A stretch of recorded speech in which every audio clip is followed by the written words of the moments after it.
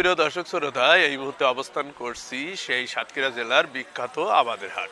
এই হাট প্রত্যেক সপ্তাহে শনিবার এবং মঙ্গলবার বসে। আজ শনিবার 30শে নভেম্বর, রোজ শনিবার। আমরা এখন আবাদের হাটে অবস্থান করছি। আজকে আমি আপনাদের কিছু শুকনা গরুর দামদর জানানোর চেষ্টা করব।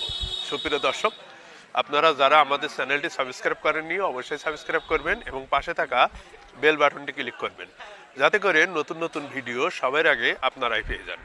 তো চলুন সুপ্রিয় দর্শক, আমরা একটু গরুর দাম শুনি।